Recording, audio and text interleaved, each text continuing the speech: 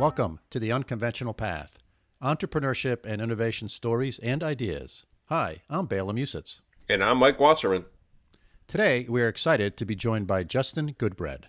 Justin is the CEO and founder of Heritage Investors and the editor of Financially Simple.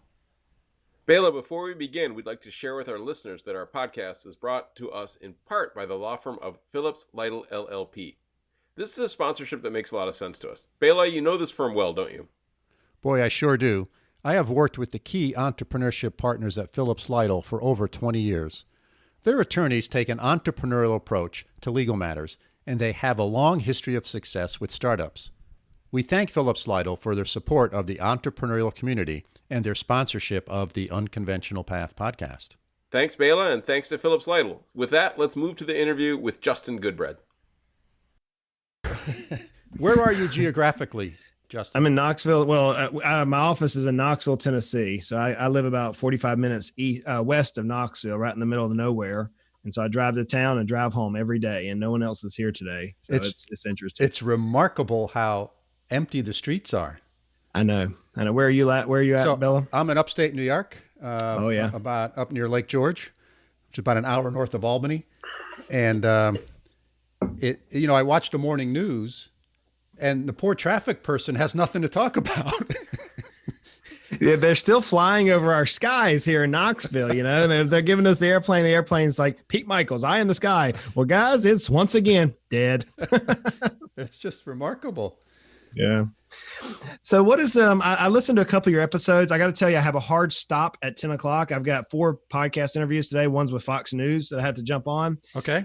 So I've got a hard stop at 10 o'clock. I know you typically go between about 50 minutes to an hour or so. Yeah. Usually with the guests, it's about 40, 45. Okay. Perfect. Okay. So why don't let me just do a quick intro and we'll dive right in. Sweet. Thanks. Hello, folks. Today I'm here with Justin Goodbread. He is a business owner, and he runs a business that, I'll let him explain it to you. So, Justin, let me ask you a question. If you are at a social event and someone comes up to you and you introduce yourselves to each other, and that person says, "Oh, Justin, tell me, what do you do?" How do you answer that question? That's an interesting question, Bill. I think everybody's found themselves in that situation. I say, what do I do? Well, I do a lot of things. I'm a father. I'm a husband. I am a multi-business owner, but at the core of my business, I try to show business owners how to double their net worth every 3 to 5 years. That is what I tell people that I do. Oh, excellent. So let's unravel that a little bit. I like the priority you gave to that. Father, husband, business owner. That's excellent. Yes. I'm from that same cut of cloth. So how do you help, what do you do specifically for business owners to help them increase their value? So I own 3 different companies. The first one is Financially Simple. Financially Simple is an education portal that we have just over about 1,000 plus blog articles. We have somewhere in the neighborhood about 400 podcast episodes, probably 600-700 videos now in the overall portal. Courses, books we've written through the organization. The idea being that I want to give away, Bela, I have this fear in my life, and so this will kind of resonate with many people. I have this fear in my life that whenever I meet my maker, whatever that may be, that I didn't leave all on the field. I was trained in sports that whenever you play the game, you leave 100% on the field. You walk to that locker room dead tired. I want to do that in my life. And so I pour 100% of the knowledge. I say 99.99% of what I know out through that education portal, Financially Simple. So we help business owners in the first avenue of educating. We give away everything we can. We try to bring unbelievable guests in the podcast. We have guest writers on the blog article, a lot of the media outlets that I write for. I mean, we just give a lot of information away. So that's Financially Simple. I have another company called Heritage Investors. It's a registered investment advisor. That means that it is trained in the securities business. In that business, we have this philosophy that Wall Street is the enemy of the average business owner. This idea that I should take my money and give it to Wall Street and let them grow my money for me as a business owner is ludicrous to me. It doesn't make sense to me, and I've not found a business owner who does not agree with that acumen. I believe that Wall Street has its place, And I believe the Internal Revenue Code in the financial planning world has its place. And it's to me, one of the greatest wealth building tools for today's business owner. So in Heritage Investors, we walk people through a financial planning process, focusing on now how to use limited Wall Street resources, how to use the Internal Revenue Code along with their tax attorney and their CPAs, their tax advisors with our team, and how to make their financial life efficient. So that's the second company.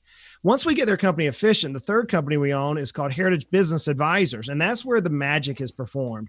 Whenever you're dealing with a business owner, if we can make our businesses hyper efficient, then we can double the enterprise value, thus coupling that with Wall Street techniques, and with internal revenue techniques, we can double their net worth by doubling the enterprise value of a franchise, of a business every 3 to 5 years. We can then help clients double that net worth. So we start at the beginning, brother, with teaching.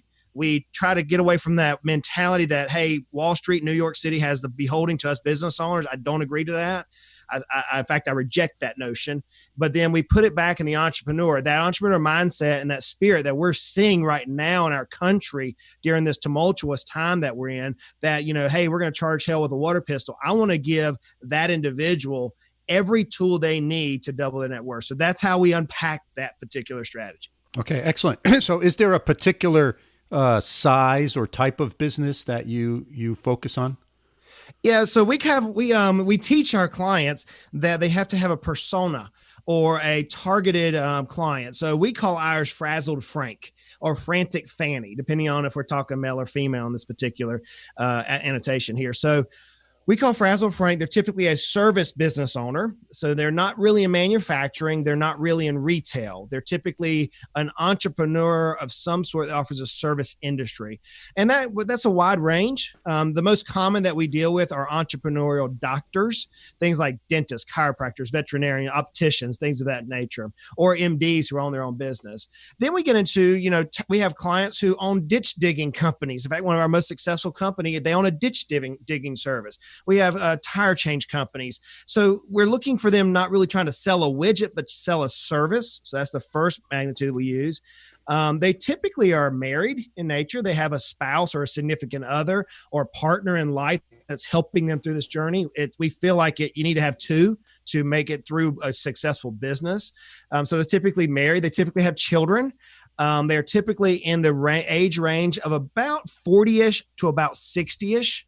That's typically when the magic is happening. They're past that, hey, I'm just now learning. They're past that novice stage. And they're not quite to that point to where they're saying, I want to hang my hat up, right? So they're still in that, hey, I'm full of vim and vigor, as my dad would say, and let's just charge hell with a water pistol, as he often would say. So there's typically that demeanor involved.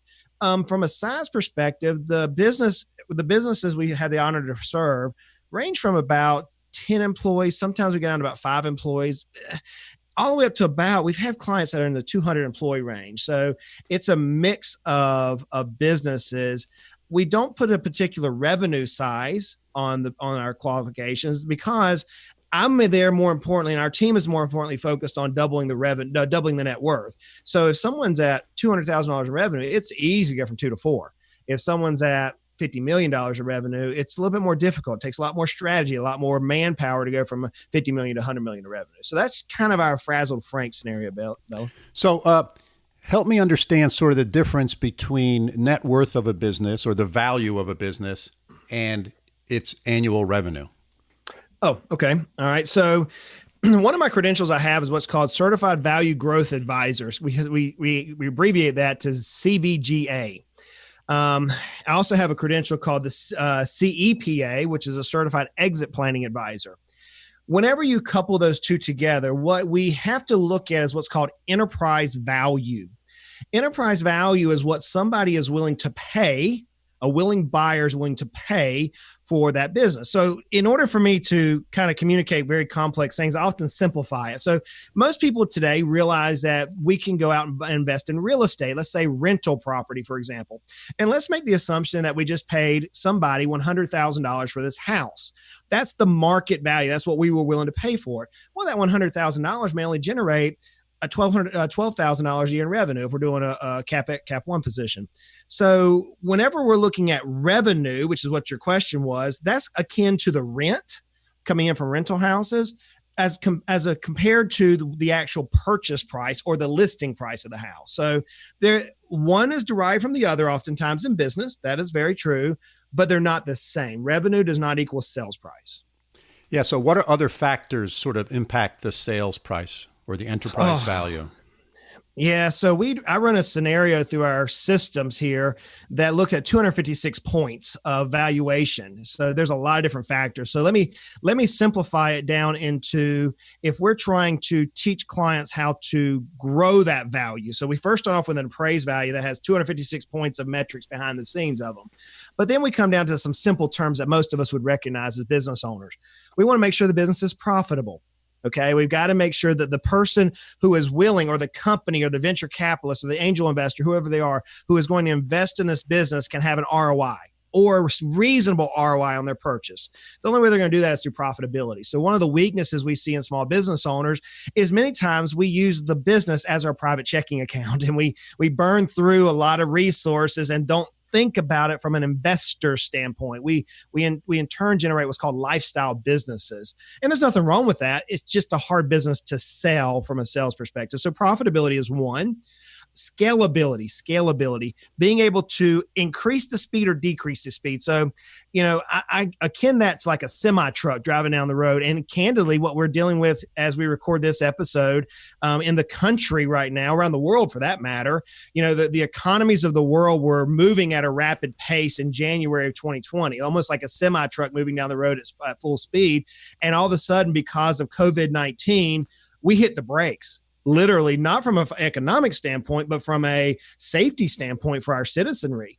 Well, when you're dealing with a scalable business, you have to be able to hit the brakes and the business be viable. And so now we're testing scalability for businesses on a manner we've never tested in my generation before, and that is ceasing operations. But then just like that semi truck, it doesn't go back up to 70 miles an hour really fast. It takes some time to get back up to it. So scalability is being able to increase capacity or decrease capacity as it relates to the economic whim. So that's the second point that I tell people to deal with. Competitiveness. How are you measured up against your competition? Are you stomping them? I call it stomping them in the mud, or are they kicking you? Right? You want to be best in class. And the way I talk about competition is, can you, the business owner, or can your team members go to your national convention, wherever that may be, whatever industry that may be, and could you be highlighted as the speaker around marketing, around sales, around operational efficiency, around hiring, firing, whatever it is? So you want to be competitive and be able to communicate your key areas of your business. So if you put that in your mindset, that may help you as a business owner determine if you're competitive in nature. And then we deal with, I've got three more here, sustainability. Whenever the economy hits us right now and we can scale down, can you sustain it? Can you weather the storms, whether they're economic, political, geopolitical, whatever they may be, financial, legal in nature? Can you weather the storm? That's sustainability. And the fifth one is transferability. This is perhaps, Bella, the number one thing that kills businesses right here, transferability. I alluded to it, and I was watching your head shake as we're doing a kind of a video here. If I have a business, many times, and let me lay the foundation this way. Marco Rubio inside the COVID-19 mentioned there's 30 million business owners in the United States. The only way you can come up with that number is there's currently 5.2 million business owners of that 30 million who actually have employees. So what he's referring to is often the artisan contractors that chuck in a truck, so to speak, who has the ladder and he's going to go do a job. And I love those individuals. That's the heartbeat of our country. But what we're dealing with here is those firms, those businesses who actually employ individuals. If you have employees in your company and you're trying to transfer or double that wealth, then you cannot be at the epicenter of that business. The business cannot revolve around you, the business owner. There's many books written about it. There's many concepts, there's strategies written around that particular statement. But the problem with selling a business or increasing the value is until you move yourself from the epicenter of the business where everybody has to run to you for that decision, you do not have a business that you can sell. Now, you may get a price for it, but it's not as valuable as it could be. And so our job is to teach business owners, here's the actual steps you need to take to get yourself from that key decision-making role to where candidly, you now have a business that can provide you income without you having to go to work. So that's transferability. And that to me, if we can focus on that, nothing else, it's key. And then finally, it's invulnerability, making sure that not sustainability, but making sure you're protected from the what ifs. And we deal with death, disability, divorce, disagreement, disparagement in some cases, a lot of these D words that we've all dealt with. So what makes the business profitable? I'm going to tell you, it's making sure you're profitable, scalable, competitive, sustainable, transferable, and invulnerable in your business model. Oh, very nice. Very nice. That was well done. I in particular like the transferability.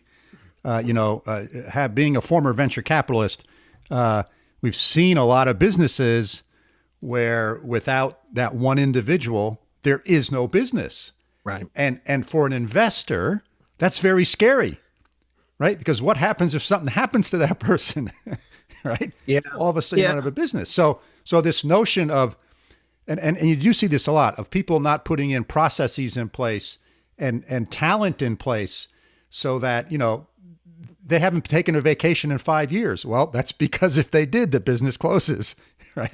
So you got to figure out. And that's one thing that I've always talked to people about is, okay, go away for a week and that'll be a good test. How many times is your phone going to ring during that week? Right. One of the things, the way that we tear that apart, Bella, is we break the business down into 8 key areas. Okay. Because if I tell the business owner, and we're consulting hundreds of business owners with our team here, we have a group of MBAs. We have more credentials in our office space than you can shake a stick at. It's amazing.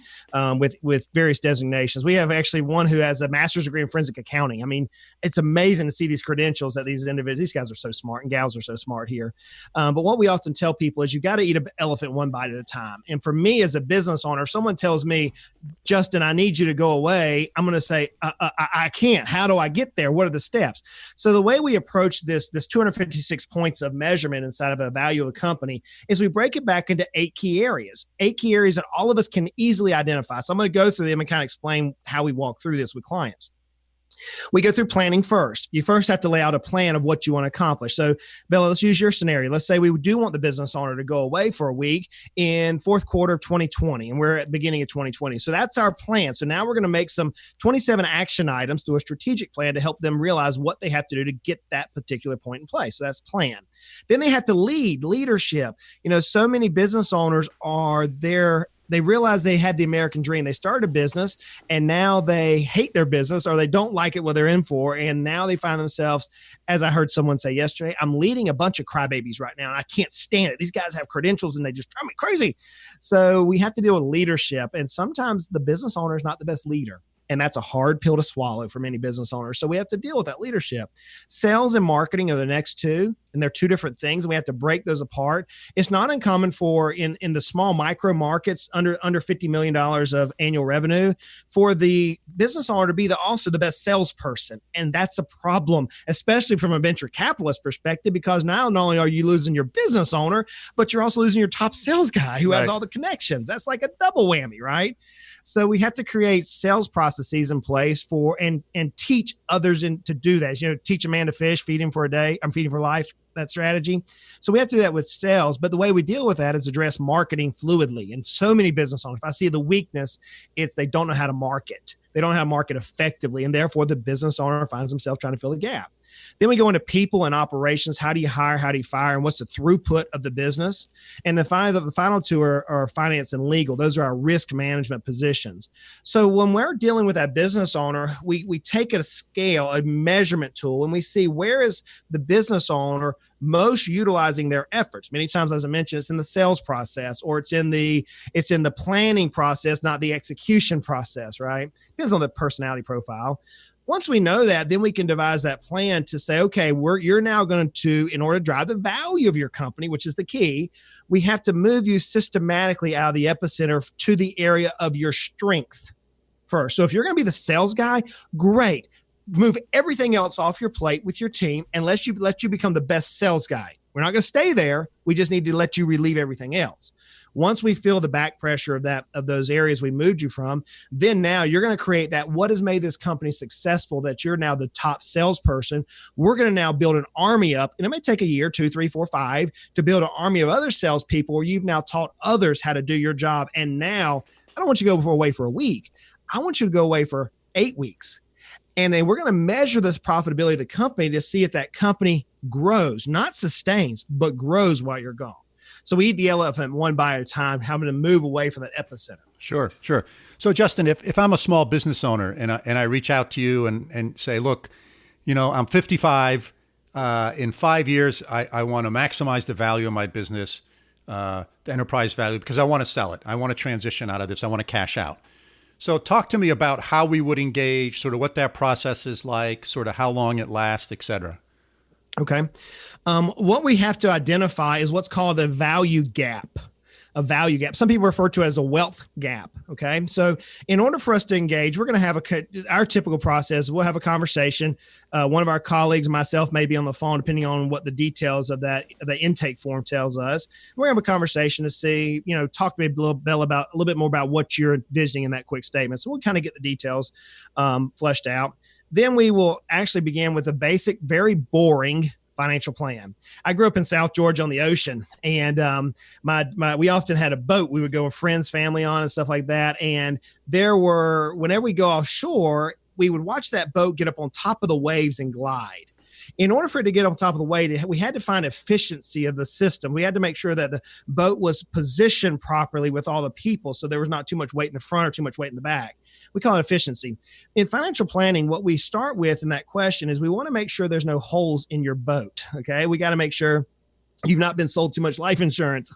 I get so tired of that. We got to make sure you're insured, not insurance poor. We have to make sure your personal tax plan is as effective as possible, that you're not wasting dollars to the IRS. We have to make sure that you're not wasting dollars via interest, right, with different debts that so many people may have. Right now, we're dealing with real estate debts a lot, and we're refinancing a lot of houses right now for clients because of interest rates.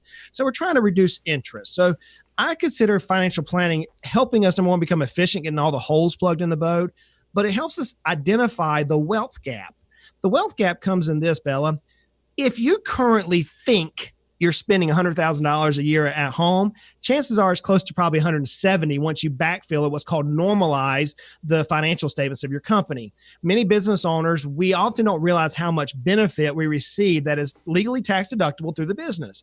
So we have to calculate, well, you have a vehicle that's paid for the business. You have a cell phone. You have health insurances. You have XYZ benefit for vacations because you're going on junket type events with your business. So we have to normalize and find out, here's what you think you're spending at home for lifestyle. Now let's figure out what you're pulling out of the business, and we come up with a number. And let's say that number is $200,000 a year, whatever that number is for each individual business owner. We then can calculate where your current assets are, income producing assets are, and how much they're producing from maybe rental property, maybe portfolios, maybe old pension, a social security income, whatever it may be. We ultimately kind of find out how much does that business need to be worth? What's our actual walkaway dollar? And Bella, as a venture capitalist, I'm sure you dealt with this. People will say, well, my business is worth $10 million. And you get there like, no, it's worth 2. No, I've got to have 10. Okay, what they didn't do properly is they put the cart in front of the horse, so to speak. They set their desired number out, but it's not worth that. So we have to find out what the desired number needs to be, has to be to sustain that lifestyle for that business owner who wants to exit. And then we backfill in. We call that the wealth gap. Then we go into, once we identify the wealth gap, we got the efficiency done, then we go into now, okay, let's increase that enterprise value. Let's now go in and if it's at $2 million, what's it going to take? How long is it going to take for us to go from 2 to 10? It may not be accomplished in 10 years. It may not be accomplished ever. So we may then have to adjust that whole formula. So we want people through a process. And candidly, brother, that process could take years. It could be as easy as we've had one case in my 18 years of doing this where I've had one case that he was ready to sell. He had the value to sell. The business was actually valued right at where he needed it to be. We sold it. And then the firm still manages through the investment world. They manage the money and the other properties that he has now for his lifestyle. So most of the time it's the financial plan takes about 90 to 180 days to get through that area.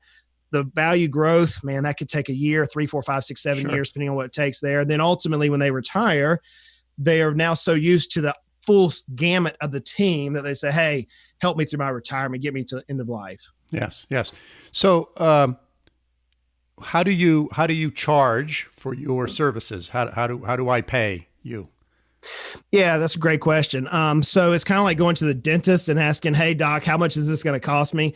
They're going to go through and do an x-ray. Depending on how bad the x-ray is, they may actually ask for what's called a CT scan or a cone beam, or do some extra impressions so they can really get you nailed down on what the cost. So I can tell you that it's not every price point is custom to the individual. So what we say is there's an ongoing fee that we charge for the service, and there's asset management fees on top of that, because we end up managing money using Wall Street techniques, right? So I can tell you our managed money fees are lower than the norm, because we charge fees for the planning process. So, our fees could range anywhere between, for the basic financial planning, $300, $400, $500 a month, all the way up to, whenever we get into very advanced business planning, it could be $2,000 to $10,000 a month, depending on the operation. They're not out of whack compared to what you had seen in your prior years, Bella. They're pretty industry standard, but what we deal with is, let me address the fee from a different angle, if I may. I'm a business owner. I've been self-employed since I was 15. I've already sold 3 businesses. I've been down this road. I own 3 businesses now. I put it in a position like this. Whenever someone asks us to help, I'm honored and privileged to be able to help somebody. So whenever I look at that financials, or our team looks at those financials, we're putting ourselves in that shoes to say, how much time and energy are we going to have to help this individual reach their goals? And what is our cost of goods? So whenever we position that to the business owner, we would go say, we realize you're making a business decision to hire somebody of our caliber.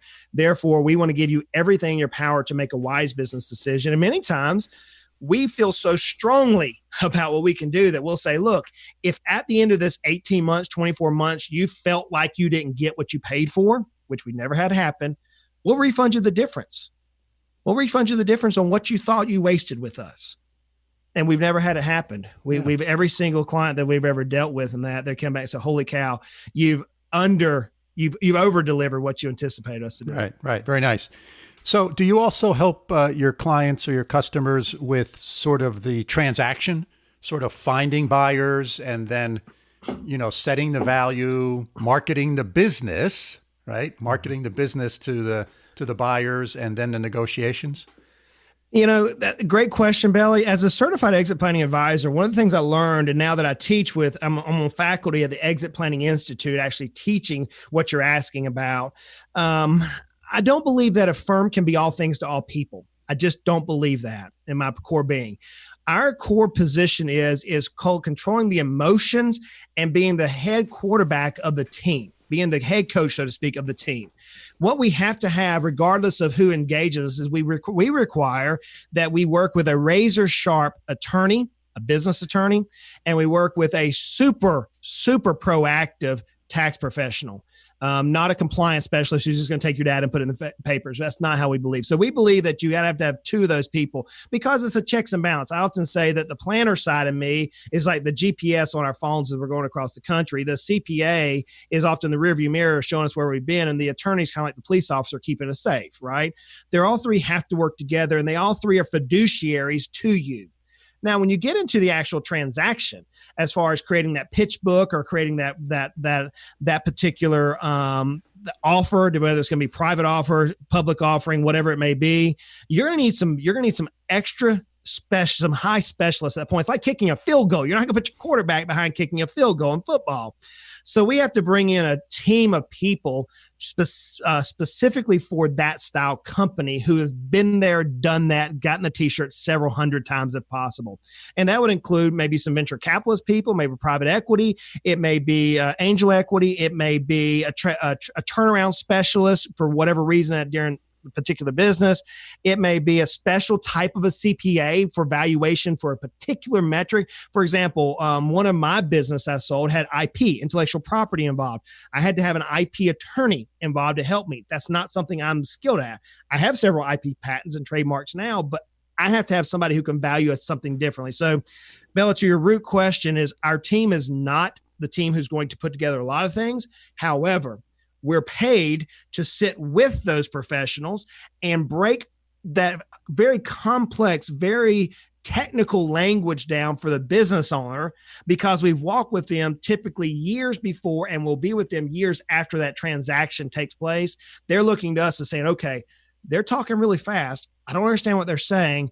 What is this discount rate? What's a clawback provision? What are all these different things here? And what do they mean to us and my plan?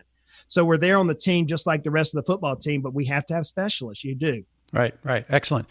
So Justin, if I'm listening to this podcast and I want to reach out to you, how do I get a hold of you? Man, that's a great question. So you can Google my name, Justin Goodbread. I'm all over the internet. It's something like 1 million something downloads, but hits on that. But if you go to financiallysimple.com, that's what we call the hub. It has all of our content on there. You can you go there and you can say, hey, connect with Justin, reach out to Justin. Our team here through the whole organization, they have systems that either myself or one of my colleagues, depending on what you put on that form, will be able to work with you. I would challenge you, if you want to learn more before you reach out to us, check out the Financially Simple podcast. There's, like I said, there's 200 episodes, 300 episodes on there of us teaching, and now we have guests and answering questions involved. You may want to check out the book, The Ultimate Sale. It's actually on Amazon. It's on Audible. It's my first book. It's talking about the entire process, Bella. You and I have been kind of dancing around that. If somebody says, hey, I want to sell the business, what does that look like? What are the things you've got to be careful of? For example, I deal with a deadly retrade in that. What's a retrade? If you don't know, you need to read the book, okay? It's a dangerous thing for business owners, and there are sharks in the water that know how to use that retrade to your detriment. So I would deal with that in the book. And hopefully we have our second book coming out here very soon that talks about how to increase the value of your company every year. So you can find us on various locations, Bella. If you have any questions, reach out to us. Yeah, great. So I will make sure all of that information is in the show notes so people can find that. So Justin, you said something earlier that intrigued me. You said when you were 15 years old or so and you had your first business. So let's go back to the 15-year-old Justin. So walk me through a little bit of your story from there to today and sort of what that path was like. Okay. That's a little emotional for me, but I'll go there and I'll tell you why. My dad passed away unexpectedly a few years ago, and he's my hero. When I was 15 years old, my dad made a statement to me. Actually, I was 14. And he said, made a statement to me, and you have to understand, we grew up in the country. We grew up in South Georgia on the ocean. My dad graduated from high school barely. He didn't know how to read and write. And I'm not knocking. He was the smartest man, the wisest man I ever met. He had this common sense, right, approach. He taught me things like, son, you never let another man outwork you. Your name is a Goodbread. Hey, son, whenever you give somebody your word, you do it because you're a Goodbread. Hey, you never buy a piece of low real estate in the South because you deal with water issues. I mean, just wise concepts, right? He taught me so much practical knowledge. My mom was the academic. She actually had a master's degree in nursing, several advanced degrees, and she ran several floors in the regional hospital down there. But whenever I was 14, my family and I were homeschooled. And when it wasn't popular, now today with the coronavirus, everybody's homeschooled. It's kind of funny. But we were back in the day, we were homeschooled when it wasn't really popular. And Dad made a statement to me when I was 14. He said, hey, son, you'll be 15 this weekend on Friday. I said, yes, sir. He said, here's what I want you to do. I need you to have a job. I said, okay. He goes, but you can't work for anybody I know. You can't work at a grocery store, and you can't work at a fast food place. But if you don't have a job by Friday, don't come home. Now, that was not tough love. That's my dad. Okay. So long story short, it come the very last day. I've worked all week trying to find everybody, but everybody knows Alan Goodbread. My name in a small town is not an unusual. It's a very common name. Everybody knew my dad. He has a good name, and he passed away, and it was amazing to see how many people showed up for his name. Long story short, the very nice day, I'm saying, Dad, I can't find, everybody knows you, Pops. And so I called my dad, and he said, if I'm, don't come home tomorrow if you don't have a job. So that morning I got up before him, and he had taken the push mower outside, set it by the driveway with a gas can. And I was like, why did that? I just cut the grass 3 days ago. So I'm like, I'm a little slow. I grabbed the push mower and I went down the road and I cut in Mr. Brown's yard, made $40.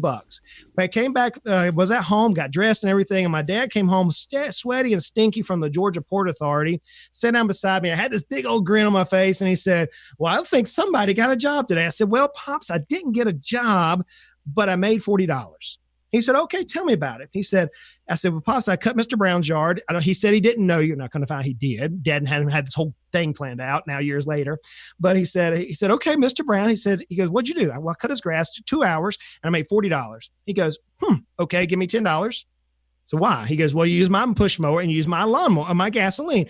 That's your rent. You now made $30. And here's what I want you to listen to, son. You just made $15 an hour gross. It took me 4 hours to make the same thing today. If you forever work for the man, then you'll forever be paid by the man. But if you are the man, then you can change your destiny.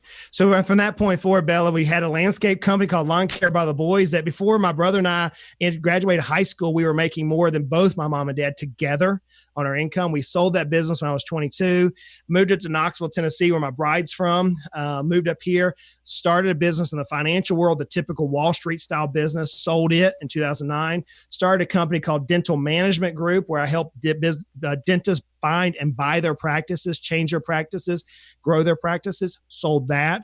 And then I started Heritage Investors, Heritage Business Advisors, and Financially Simple over the last 10 plus years now. So it's been a fun journey, brother. It's been a fun journey. That's a great story. I got to tell you, I was really smiling when you're telling that story because my first business was mowing lawns. And, it was sort of a similar, at that time in the 60s, you either, the jobs available were fast food, just like you said, the grocery store, same exact thing. Grew up in a small town. Or you could babysit, right? And babysitting, I think it paid 75 cents an hour.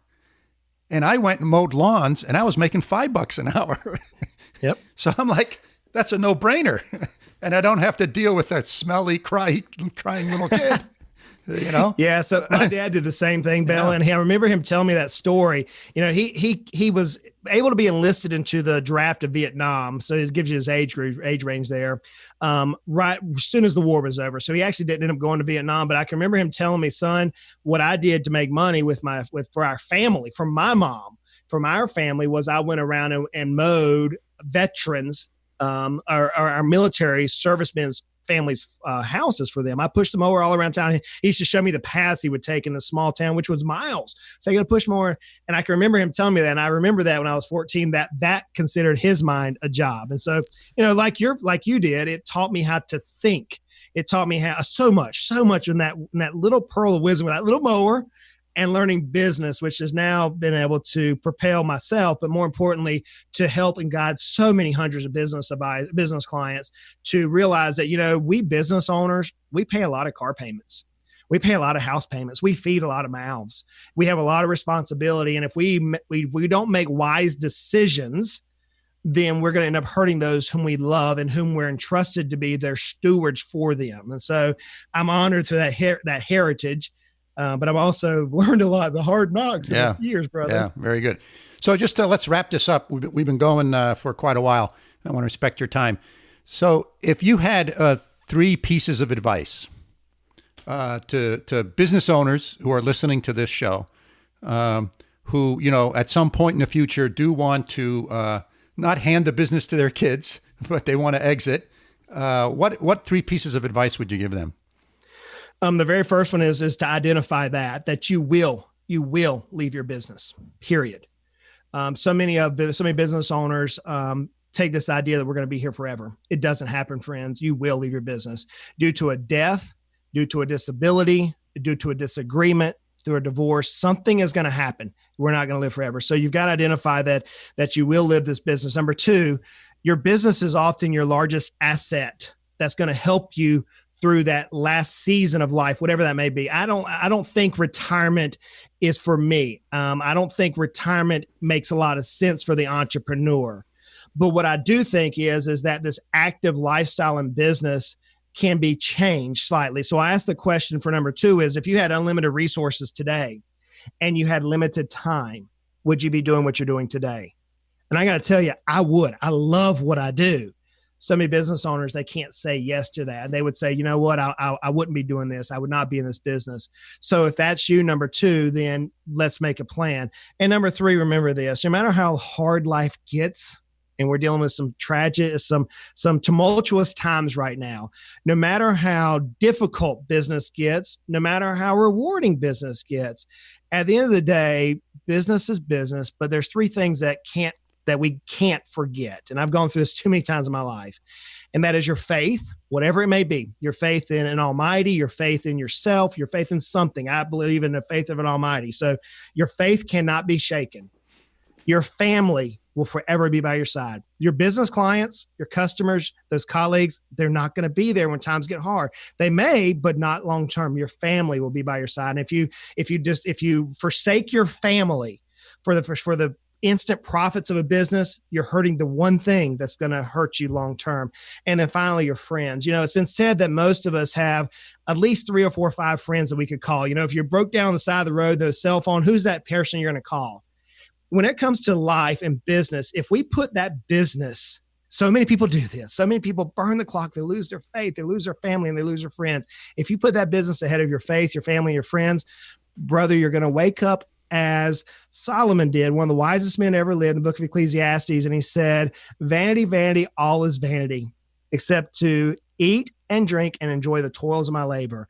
If you put this business ahead of your faith, your family, your friends, then life could not be as fulfilled as it will not be as fulfilled as you could have it. So those would be my 3 pieces of advice. Justin, those were great pieces of advice. Excellent summary. Thank you very much. You've been a great guest on the show. One last question. Is there something I should have asked you that I haven't asked you yet? That's a question I always ask my guests on my show. And I always I wonder how that makes them feel. You're the first person who's ever asked me that, Bella. So, question you should have asked me that you haven't asked me. Or in another way, what else would you like to share with our audience? The only thing I would share with the audience is we're recording this, and I know we typically don't put time frames on recordings, and I know that because I'm on a podcast, but friends, we're recording this in the midst of trials. We're recording this in the midst of what many are arguing in the media is going to be the toughest time in our modern history for our country right now. It is April the 9th. I don't know what the next week or so holds for our country. I don't know what it holds for our leadership. I don't know what it holds for our businesses. But here's what I do know. The sun is going to rise again. The sun is going to rise and it's going to set just like it has for millennia. It will. And we humans, I used to say we Americans, but no, we humans are a very tenacious creature. We will overcome this and we will come out on the other side of this journey that we're dealing with right now, stronger and better than ever. You have to remember 3 things. Number 1, in order to grow, you have to rip, just like a muscle. You have to tear, and we're being torn right now, and we'll come out stronger. Number 2, the tallest trees always grow in the valley. They're never on top of the mountaintop. We were in a mountaintop back in January of this 2020, and right now many people are in a valley, and that's okay. Climb out up on those trees. They're really tall, and they're very fertile soil. Now you can learn more than ever. And number 3, in order to affect the change of the future, you must disrupt the present. And we're in some major disruptions. So now's a good time for us, no matter where you're at, to take a hard look at, are you satisfied with your present life? And if you're not, now's a great time for you to take an assessment and change your trajectory. We have all looked at, I've heard people say, Bella, more than anything, I've heard the birds sing. My kids are at home laughing and playing in the backyard versus playing on the sports field. I couldn't believe how much that dominated my life. I've heard people say, you know what? I watched the trees, every leaf come on the trees. I've never done that before in my life. It's an awesome time for us through this hard time to take some perspective. So those would be the 3 challenges I would give just as an encouragement to so many people, so many business owners who've made some very tough, heartbreaking decisions. This too shall pass. The sun will come up again tomorrow. Excellent. Thank you very much, Justin. You've been a great guest. I really appreciate you taking the time to be on the show. Thanks for having me, brother. It's been a pleasure for me as well. Thank you. Bela, this was an interesting interview. We've covered several different styles of advisors that entrepreneurs can lean on. In your opinion, what type of entrepreneur should be looking for someone like Justin? So I think the real message here is, as you said, we've talked to a handful of various different advisors, several financial advisors for entrepreneurs. And I think each entrepreneur needs to go out and talk to some and interview some and have a conversation and discussion with them. On this show, you've heard various different approaches that these financial advisors have taken to valuing your business, to advising you on growing your business, etc. So go out, talk to 1, talk to 2, talk to 3, and figure out the one that you connect with best. Because what you're really doing here is you're developing a relationship. This is not a short-term thing where you're going to meet with them 2 or 3 times and you're done. Most of these processes take a while, and you want to have fundamentally a trusted, I won't say confidant, but you want a trusted person that you're willing to sort of share where you want to take your business, where you want your business to go, what your endpoint in your business is. Do you want to leave it to your kids? Do you want to sell it to Microsoft? Those are all important things and conversations you need to have. So you really need someone that you can work with, you get along with, and you can trust. And I think Justin is an example of one of those types of folks. Yeah, Bela, and we've said this a bunch, is, having a trusted lawyer, having a trusted financial person, these are critical resources. And I think when you're starting a business, and people tend to think of these as expenses, which they are, but they're also really investments. And I know, at least from my entrepreneurial experience, that having a trustworthy legal team and having a trustworthy financial team is just something that you can't do without. And it's not if there's a problem, it's when there's a problem. You want somebody who knows you and who trusts you and is going to go out of their way to help you. And that means not doing your legal forms on the internet and not trying to do your accounting yourself. That really means having an advisor that works. But yeah, as you were saying, there's a wide range of people, there are a wide range of price points, and you just got to figure out what's comfortable. And I think, talk to people, get recommendations, and go from there. But yeah, it seems like it's a critical piece that a lot of entrepreneurs tend to skimp on early on because they're on a shoestring. And I get that. We've both been there, Bela, but finding these trusted advisors and these trusted partners is just so important. And when I talk to individuals like this, one of the things that I listen to, or I listen for, is what are the questions they're asking of me, right? So are they trying to understand my business? Are they trying to understand where I'm trying to take the business? As opposed to they have a formula and they're trying to sell me the formula that they're going to use to take my business to wherever I want to take it. So, this is where critical listening skills are important. And you sort of sort through the sales pitch, I'll call it, and you listen to what they have to say. And there's no right or wrong answer here, because the reason there's so many different types of people who do this and so many different types of approaches is because different businesses need different types of approaches. Their personal relationship is important here. And that's why I think take your time, find a person who you can work with. And I think that's the best advice that I can give.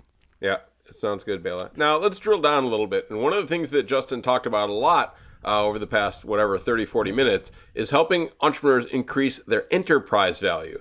And this is something we've talked about a little bit in the past, Bela, but not a lot. So maybe it might be worthwhile to our listeners to take a few minutes to drill down into this concept of enterprise value a little bit. Can you explain it a little bit more? Yeah, sure. I'll try. So enterprise value includes everything that your business represents. So, of course, your annual sales is one of those elements of that equation. Another one is your cash flow. Is your cash flow positive? Is it negative? Another one is your intellectual property. Does your business own intellectual property? Things like intellectual property could be patents if you're a technology business, but it also can be your brand. So your brand is considered intellectual property. Does your organization have a blog or a podcast or other ways of promoting itself? Those are all intellectual property. So the enterprise value includes all of these things, as well as sort of the easy stuff, right? The buildings, the real estate, if you have any, the value of equipment that you might have. And so it's important to think about how do you maximize all of these values. But first you have to figure out what's your end game. If you want to leave this business to your family, right? You want your children to take over the business. That will take you down a very different path than if you want to sell this business to Microsoft or some other, corporation, because your kids are going to value things differently, and sort of they're looking for, in a family business, you're looking for different types of things. There's different ways you want to structure things from a tax perspective, an inheritance tax perspective, et cetera. If you're selling to Microsoft, they might not care about whether you have a positive cash flow or not. They may be much more interested in growth potential or intellectual property. They may be much more interested in patents. Whereas if you're leaving it in the family, maybe the cash flow is the most important thing. So it's sort of understanding, number one, where you want to end up, and then using a person like Justin to help you sort through what's my best path to get there so that I can maximize the enterprise value to I'll use the word customer that I'm going to sell my business to, or I'm going to leave my business to. So that's sort of how I think about that. What do you think, Mike? Yeah, and I guess the point that I want to echo here and maybe expand a little bit on is this is an emotional decision. I mean, we've both been involved in these before, and there's usually a lot of emotion and a lot of angst and a lot of ambiguity in terms of what's the right thing to do and how do I get there. So it really is good to have somebody that you trust, and this is a long-term conversation that you're having. It's not something you decide on in the 3 months. And I always think it's kind of funny when they say, oh, put your exit strategy in your business plan. And my hunch is, sure, that's a starting point, but I don't know too many people where the exit strategy winds up being what they put in the business plan when they first started or in their pitch. It changes, and it changes based on the success of your business. And it also may change. You may change your mind after a few years. You may want your kids to carry on the business, and then you realize after a couple of years, no, that's not the right thing for them or for me. So this also may evolve over time. And I think that's why this idea of trust is really important, because you want somebody who will ask you hard questions. You'll want somebody that will question your fundamental assumptions. You'll want somebody that you can kind of bare your soul to and have them not judge you, right? And I think that's really critical. So yeah, I think my 2 cents to add on this from my experiences has been don't underestimate the emotional nature of making these kind of exit strategy decisions, because they're really important. And that's how you build, like you said, the choices that you make about how to increase the enterprise value, where you invest your money, where you invest your time, and the direction in which you take the business are going to all lean on this decision, and they're all going to rely on this. So it's a big deal. Yeah. And again, going back to your very good point of these things are emotional. This is why in a lot of these instances, whether it be some legal matter, which will be emotional, you're selling the business, which will be emotional, or any other thing, it's important to have a good, trusted third party, because they don't get sucked up into the emotion, and they can say, look, Bela, this thing is way too emotional. You're not looking at this in a rational way. And they can sort of say, time out, let's take a step back, and let's look at this from a non-emotional, a non-kind of emotionally invested point of view. And that is really, really important. And that's why in business, it's important to have these independent, sort of trusted advisors. And whether they be an attorney for legal matters and types of things we've talked about in the past, we've had several good attorneys on the show, or whether it be financial planning at the enterprise level, or whether it be, a board of advisors. We've had those conversations in the past about a board of advisors or a board of directors, right? Those are sort of outside people that you trust that can give you advice and can help you sort through the emotional highs and lows that go along with any business. Well said. Awesome. Well, what do you think? Time to wrap it up? Sounds good to me. All right. So kind of the 3 takeaways today. Number 1 is, you need some sort of advisor, right? That we talked about for your the financial side of the business. So we said there's also things legal and marketing and all these other things, but somebody to bounce your financial plan off of is really important and help you plan for the future of the business, critical. And some neat ways to look at it. This idea of enterprise value is really important. It's a concept that all entrepreneurs should be familiar with and should be using in their toolkit. And then third, I think, is this idea of trust and emotion in these difficult decisions that you make over time. It's not if you're going to have to do things that are tough, it's when. And I think, at least from my experience at my age now, things that when I was younger, I thought, oh, that won't bother me, or, oh, I can get through that. Life's not always as easy as you think it is when you're 25. So that's kind of the 3 takeaways today from my interview with Justin Goodbread. So we're happy that listeners, you joined us in our podcasting adventure for this week. And we hope you found the last hour so interesting and thought-provoking. At this point, we want to once again thank Phillips Lytle, LLP, for sponsoring our podcast. If you need good, solid advice starting, funding, or selling a business, whether you're a single-person startup or working on a 9-figure exit, Bela and I can confidently recommend the attorneys at Phillips Lytle. Bela, what's the best way for listeners to get in touch with them?